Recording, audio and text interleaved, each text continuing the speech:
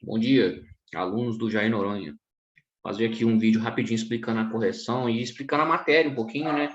Dessa revisão que a gente está fazendo sobre Renascimento. Renascimento é uma matéria do sétimo ano, mas a gente precisa dela para entender algumas coisinhas no oitavo ano, como o movimento iluminista e a Revolução Francesa. E a partir desse movimento, outras coisas a gente vai estudar no oitavo ano são muito importantes, que são a Conjuração Mineira, Revolução Americana, né, processos de independências na América, e para entender o mundo como é organizado hoje, entender a história contemporânea, a idade contemporânea, que é a idade que a gente vive hoje. Então, é muito importante, né? A gente vai fazer essa perna e vamos trabalhar com isso pelo menos o primeiro bimestre inteiro e o segundo bimestre também. Eu acho que se eu fizer dessa forma, já que quem está fazendo o material sou eu dessa vez, não é o PET do Estado, se for feito dessa forma, acho que a gente vai ter trabalhado muita coisa que é muito importante para o oitavo ano. E depois a gente vê a história do Brasil, né? Enfim, vou compartilhar a tela para explicar, então, a correção da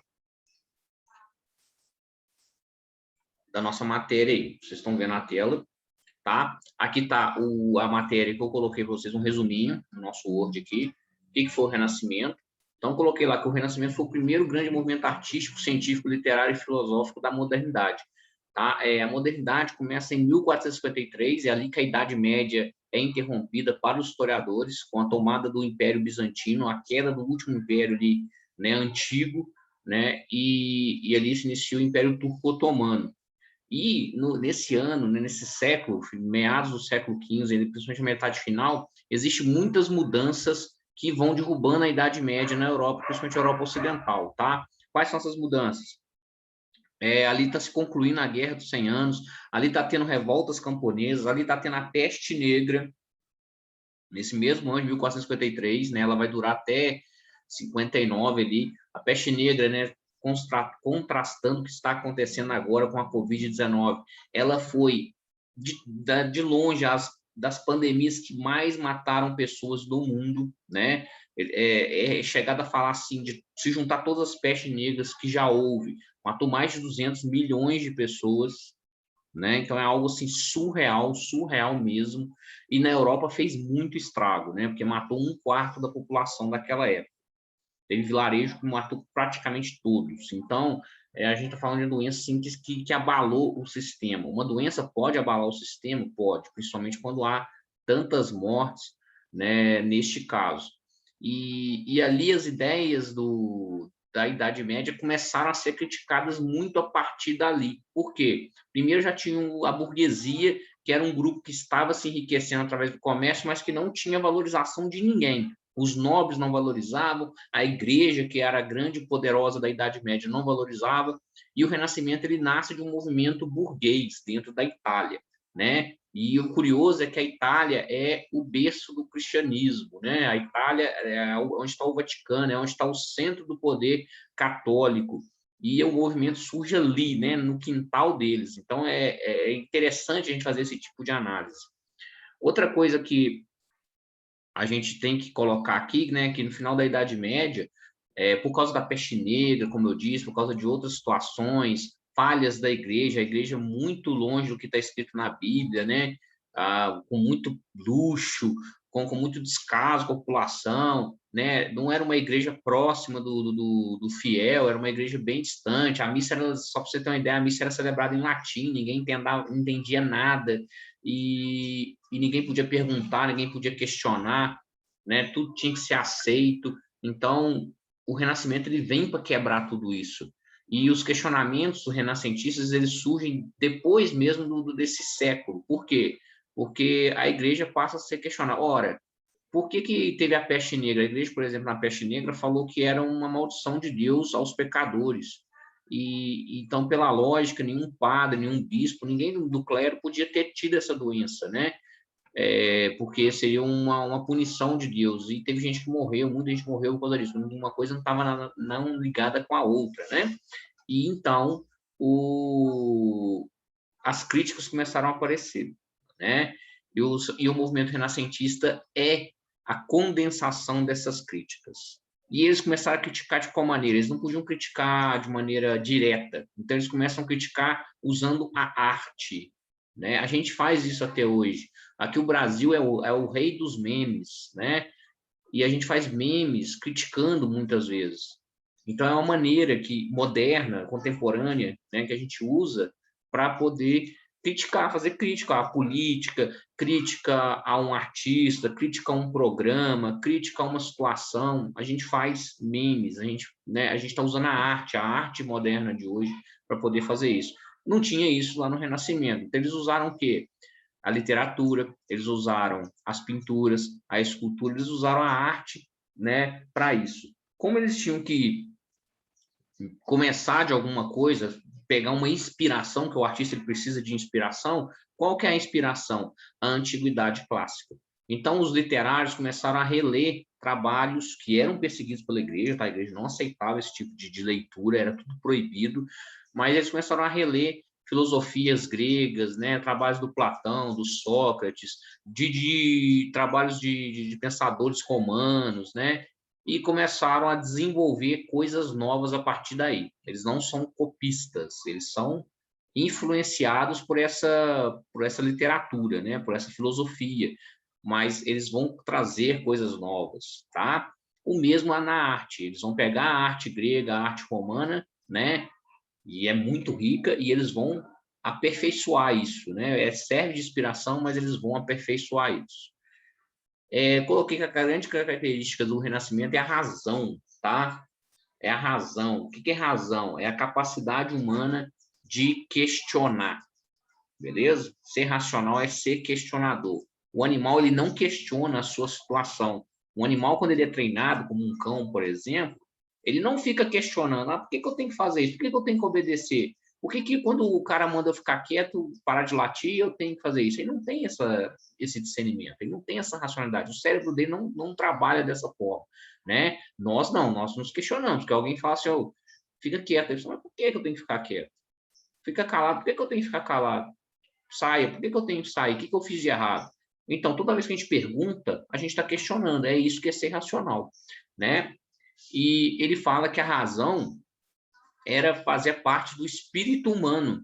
Então, isso era um dom de Deus, na opinião deles. Porque não está escrito na Bíblia que Deus fez o homem à sua imagem e semelhança? Só que nós nunca vimos Deus, porque Deus é uma coisa, né, que não tem carne e osso, é um espírito. Então, ele falou assim, onde que a gente é semelhante? Imagem e semelhança de Deus. E muitos renascentistas interpretaram os novos textos em cima de quê? Que era nessa parte da racionalidade. Se a gente diferencia dos animais, é porque Deus fez algo especial na gente. Esse algo especial é o racionalismo. Então, perceba que a gente vai falar que eles vão criticar a igreja, mas eles não eram contra a igreja, tá? Eles estão ligados, muita coisa está ligada à religião ainda, beleza? Esse rompimento da ciência e religião, ele acontece mais no século XVIII com o movimento iluminista. Aqui não, aqui ainda tá junto, tá ali, ó, agarradinho ali ainda. Só que eles vão começar a criticar, ó. Não, a igreja, vocês têm que aceitar que responder perguntas de maneira racional é uma coisa que Deus quer, porque Deus nos deu a capacidade. E Deus quer que a gente saiba como que ele fez a criação, como que ele desenvolveu as coisas. E a igreja não queria isso, por quê? Porque a igreja controlava esse conhecimento, controlava a sociedade, falando que tudo era, né, explicado por Deus. E eles eram os interlocutores de Deus, né? Então a igreja não queria perder essa posição. Então eles começam a valorizar o racionalismo e começam a valorizar o ser humano. Não só o ser humano na parte racional, mas também o ser humano nas outras partes. Então, essa valorização das ações humanas, tudo que é humano deveria ser valorizado pelos renascentistas, é chamado de movimento humanista. O que eles valorizavam além da razão? Eles valorizavam a beleza, a estética, o corpo, valorizavam os prazeres sensoriais, né, que a gente chama de hedonismo, que é os prazeres que vêm através dos 5 sentidos, o tato, o paladar, né, o olfato, a visão, a audição.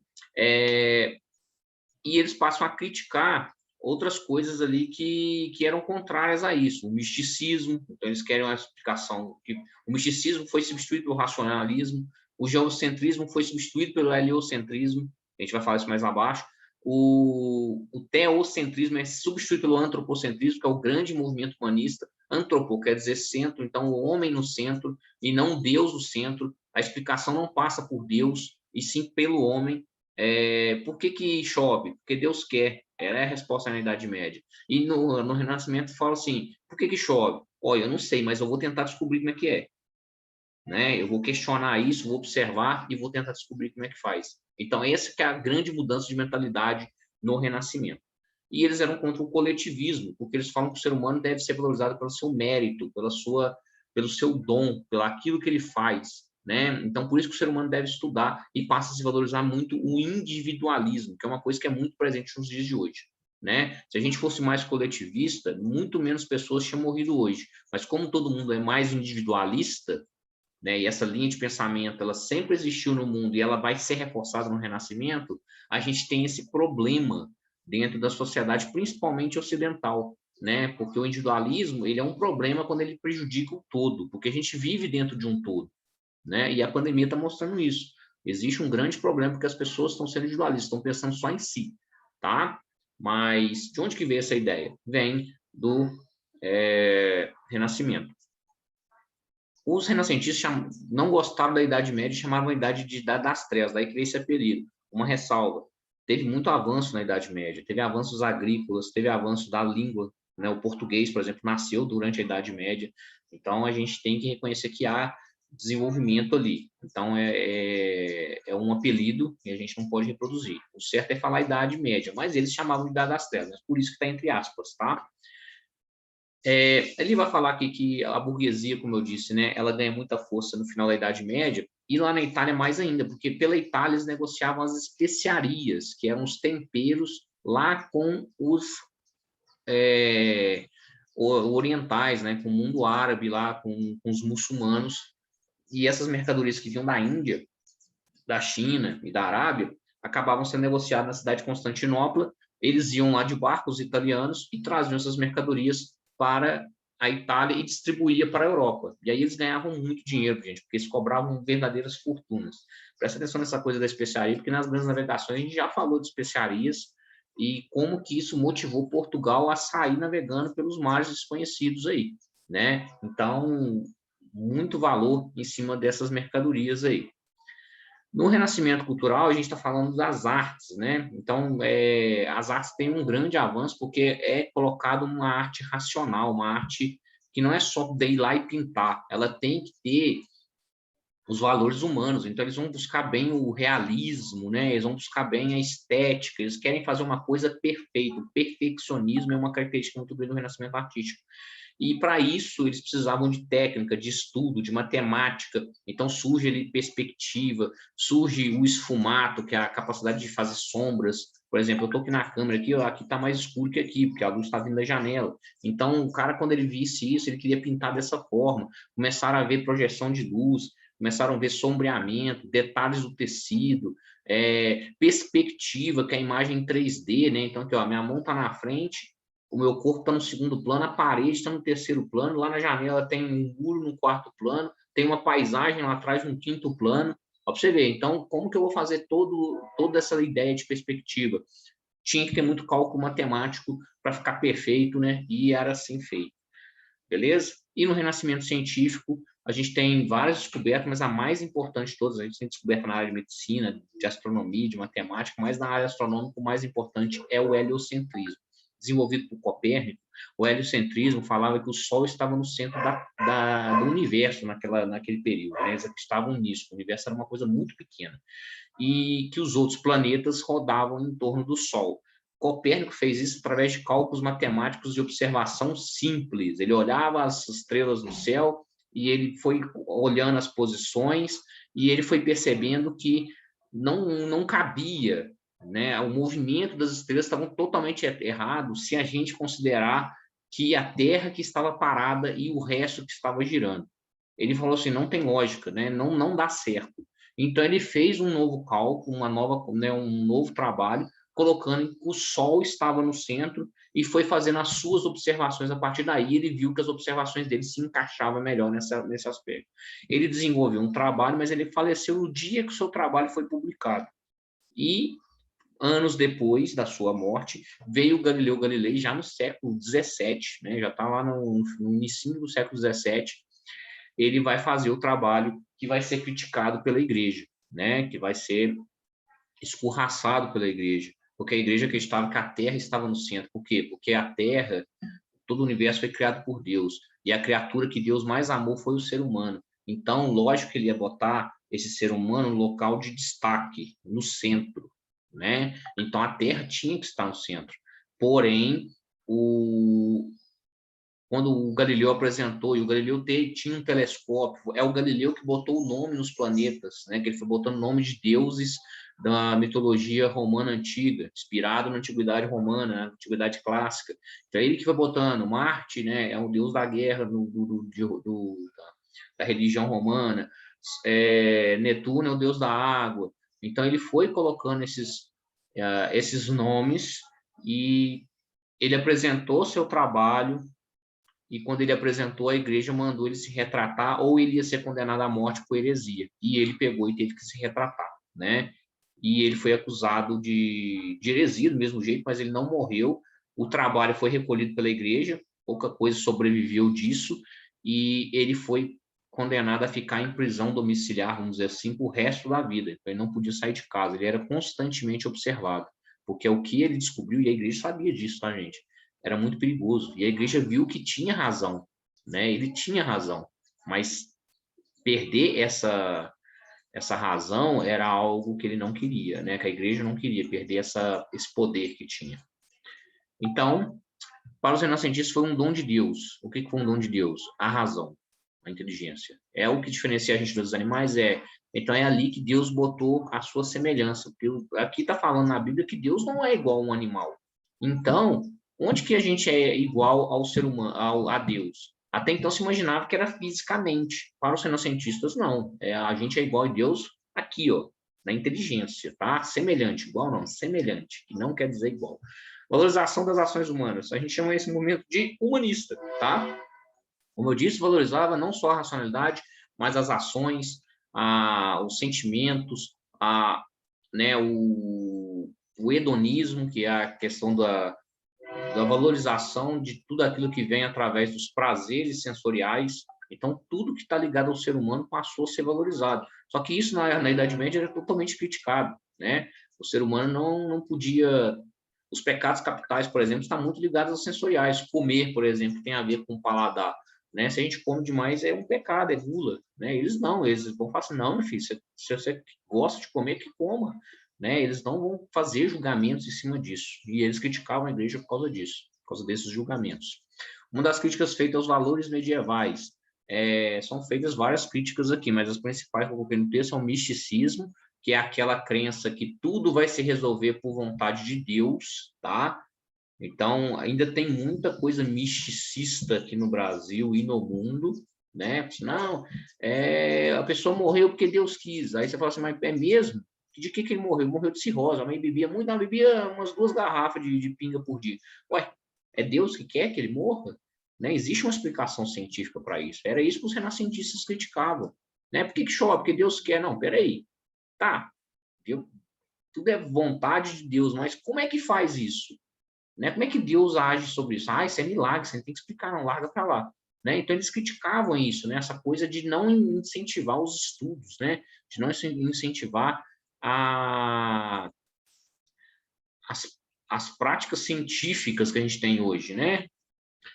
E eles criticavam também o teocentrismo, que é o Deus no centro de tudo, explicando como tudo, o geocentrismo, que é a Terra no centro, né, que a gente falou aqui, que contrapõe aí ao heliocentrismo, e o coletivismo, eles criticavam, eles eram a favor do individualismo.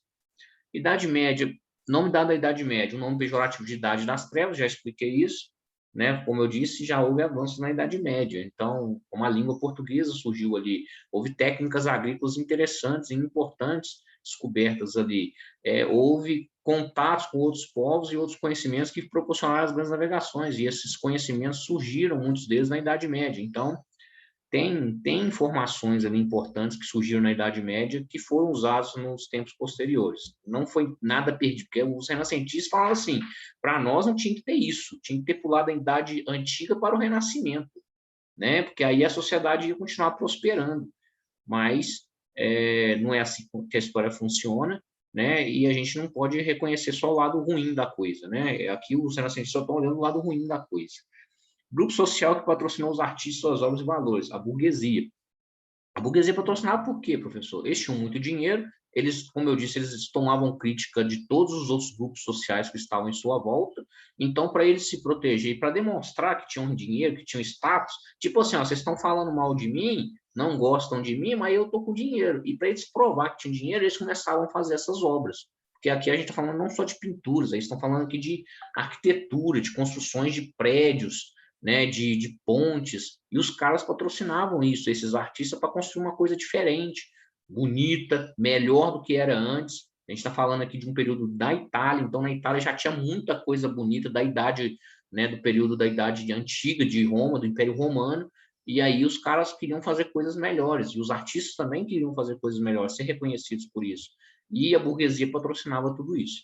Depois a igreja também passou a patrocinar, né? Então a gente tem, por exemplo, o Leonardo da Vinci que pintou Mona Lisa, que era de uma família burguesa rica, mas também nós temos o Leonardo da Vinci pintando a Santa Ceia, que foi pedido pela Igreja Católica. O principal nome do renascimento artístico, Leonardo da Vinci, a gente acabou de falar dele aqui, né? Ele é um grande ícone desse período, porque dentro do movimento humanista, que era de valorizar tudo que era aspecto do ser humano, o Leonardo da Vinci talvez é o cara que mais abraçou essa ideia. Então, assim, a gente tem que saber tudo, a gente tem que ter conhecimento, razão e tal. Então, eu quero aprender tudo que é possível. Então, ele foi artista, ele foi pintor, ele foi escultor, ele foi botânico, ele foi anatomista, inventor, matemático e engenheiro. Tá? E a gente pode colocar outras coisas a mais aí. Então, ele abraçou essa ideia do homem universal, né? O que foi o heliocentrismo? Quem o desenvolveu? Quem desenvolveu foi Nicolau Copérnico, e o heliocentrismo é a teoria que o Sol está no centro, né? E não a Terra, se contrapondo à ideia da Igreja. É isso, tá, gente? Ficou um pouquinho grande aqui, mas finalizamos.